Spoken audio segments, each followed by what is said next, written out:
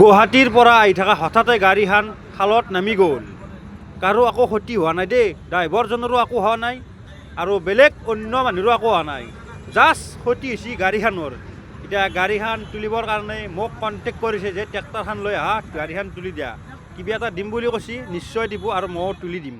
এনেকৈ ট্ৰেক্টৰ আনি পুৰা লগাই দিলোঁ, পুৰা আৰু যিটো আমাৰ লাগি আছে তলত মানুহ, এনেকৈ ৰছী ৰছী আনি পুৰা লাগি আছোঁ আৰু বাকী চাই থাক গাড়ীখন তোলাক লাগি।